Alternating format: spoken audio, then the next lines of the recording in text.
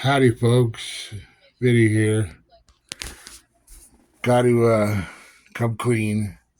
I was at the pond the other day and I was running my UL-19 and she came apart and sank to the bottom.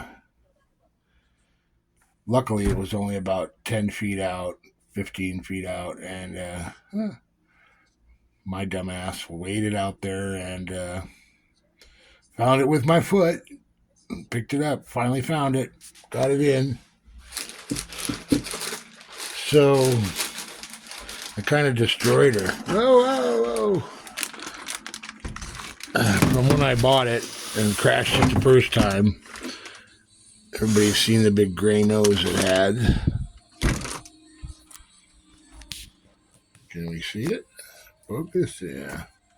She delaminated from the nose, right about there, all the way. This is my repair from the first time, all the way back to here.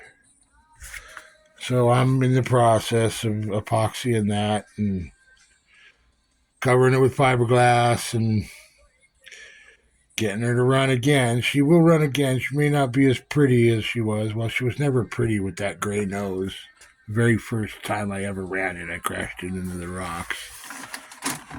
But in the process, I had some pretty good sized stress cracks from my motor mount. So I'm doing this. This is my first attempt at a fiberglass repair. Actually, this is the second one. The first attempt didn't stick at all. I didn't clear enough of I didn't go down to the fiberglass with the first attempt. I just did it over the gel coat and it popped right off. So I'm learning, but the UL will run again, and maybe next week. That is all. Oh, to Cozy, if you watch this, my brother Cozy DJ. I'm gonna build another shrimp too. Also, you got me inspired to go one step further with mine, even though mine is pretty trick. Let me see. Let me get her out.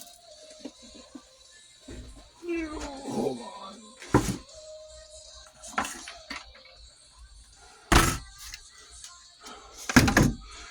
There's my little baby. Some of the stuff I've done to my shrimp. I should put my headset on for my camera, but I'm just going to be a short video. I took, when I mounted my motor mount, I don't know if you can see it or not. Let me get a light. Like Cozy did, like you did, DJ, I made my, you can't really see it. Made my motor mount out of carbon fiber. I made a big enough hole at the top and slots. Oops, this side. So that I could just drop my motor in with the screws. It's pretty hard to get those screws in with my big giant fingers. And when I mounted it, you can't really tell from here, but I opened the slots up that the motor mount mounts into, and I laid the motor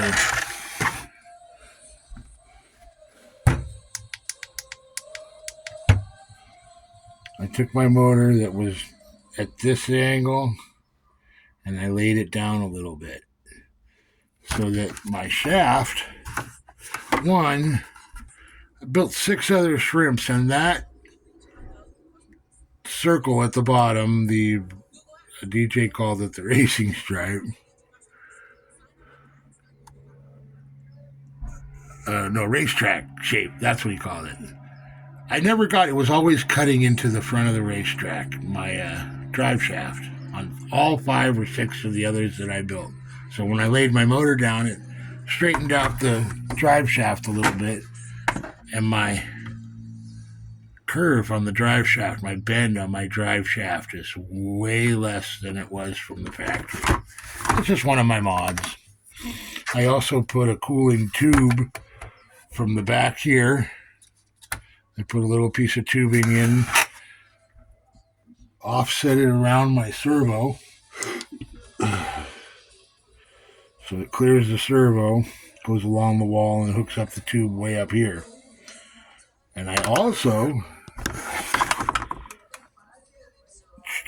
the hole that the hose goes through, I made that larger too, because it's kind of a pain to get that hose and the wire through.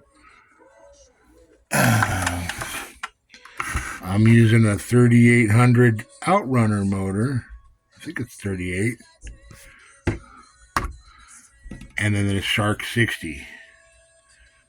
Because it's an Outrunner. I don't think I need as much amperage. I don't know. If I'm wrong, let me know. Yeah. That's my little shrimp. But I'm going to build another one, Coz. I'm going to follow you on your channel. And enjoy that. Alrighty. Thanks, you. Finger. Big fat. Never mind. All right, folks. I'll talk to you later. Vinny out. Sorry, Doc. That's your out. Later.